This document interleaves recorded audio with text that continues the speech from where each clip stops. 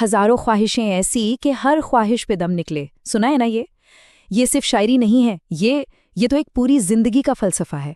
और ये फ़लसफ़ा हमें दिया है मिर्ज़ा गालिब ने। तो आज हम उर्दू और फ़ारसी अदब के उसी महान शायर की ज़िंदगी और उनकी शायरी के सफ़र को थोड़ा और करीब से जानेंगे। वो शायर जिनका नाम आज भी, सदियों बाद भी, दिलों पर हुकूमत करता है। गालिब सिर्फ इंडिया में ही नहीं बल्कि पूरी दुनिया में अपनी कमाल की शायरी के लिए जाने जाते हैं। सोचिए, उनकी कही बातें, उनके शेर आज भी कैसे हमारी रोज़मर्रा की ज़िंदगी का हिस्सा बन गए हैं। तो चलिए इस महान शख्सियत की दुनिया में और गहरे उतरते हैं। ज़रा सोचिए, एक ऐसा शायर जिसकी बातें आज भी क्लासरूम में गूंजती हैं। गालिब की अहमियत, भाई वो सिर्फ शायरी की महफिलों तक ही सीमित नहीं है। आज भी उन्हें स्कूलों में पढ़ाया जाता है। यूनिवर्सिटीज़ में देखिए तो बीए और एमए के सिलेबस का वो एक अहम हिस्सा है। और तो और उन पर पीएचडी होती हैं, और उर्दू के बड़े बड़े इम्तिहानों के लिए उन्हें पढ़ना तो मतलब बेहद ज़रूरी है। लेकिन शोहरत की इन ऊंचाइयों तक पहुंचने का सफर वो बिल्कुल भी आसान नहीं था। गालिब की जिंदगी की कहानी तो असल में मुश्किलों और संघर्ष के साथ ही शुरू हुई थी। तो कहानी शुरू होती है 27 दिसंबर 1797 को आगरा में। मिर्ज़ा गालिब, जिनका असल नाम था मिर्ज़ा असदुल्ला बेग खान, उनका जन्म हुआ था तुर्की वंश के एक बड़े ही इज्जतदार परिवार में। गालिब का बचपन आप कह सकते हैं दुखों से भरा हुआ था। सोचिए, जब वो सिर्फ 5 साल के थे उनके पिता का निधन हो गया। फिर उनके चाचा ने उनकी परवरिश की, लेकिन कुछ ही साल बाद वो भी चल बसे। और फिर महज 13 साल की छोटी सी उम्र में उनकी शादी कर दी गई। इन सब घटनाओं ने यकीनन उनकी शायरी को वो गहरी संवेदनशीलता दी जो हम आज भी महसूस करते हैं। और इन्हीं सब मुश्किलों के बीच एक शायर जन्म ले रहा था। गालिब की काबिलियत और उनकी तकलीफ़ें, ये दोनों ही मिलकर उनकी शायरी की पहचान बनने वाले थे। पता है, गालिब ने सिर्फ 11 साल की उम्र में अपनी पहली शायरी लिखती थी। सिर्फ 11 साल की उम्र में उन्होंने अपनी ज़ुबान उर्दू के साथ साथ फ़ारसी और तुर्की में भी कमाल की महारत हासिल की और अरबी फ़लसफ़े की भी पढ़ाई की। फिर 13 साल की उम्र में उमराव बेगम से शादी के बाद वो दिल्ली आ गए, और फिर दिल्ली ही उनके दिल में बस गई पूरी ज़िंदगी के लिए।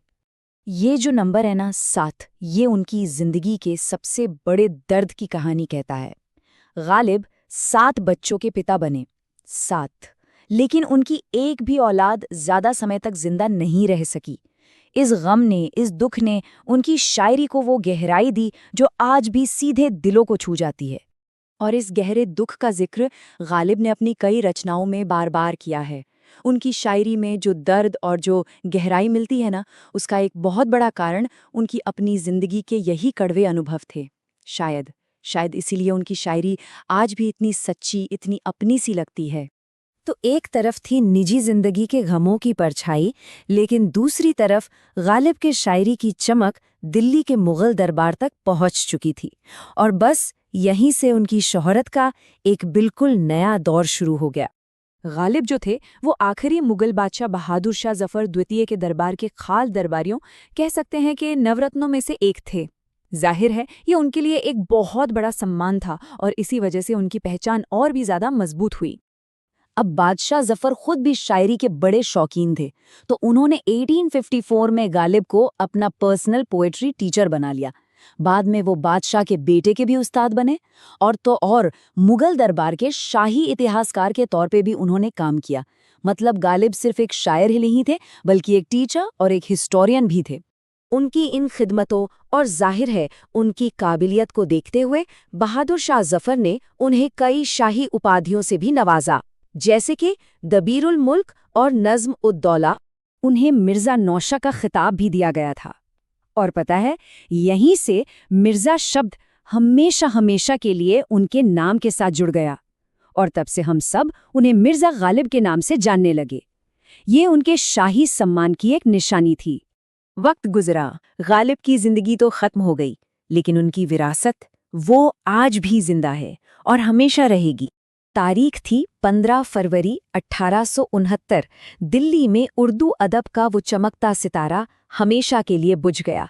मिर्ज़ा गालिब ने इस दुनिया को अलविदा कह दिया, लेकिन अपनी शायरी के जरिए वो हमेशा हमेशा के लिए अमर हो गए।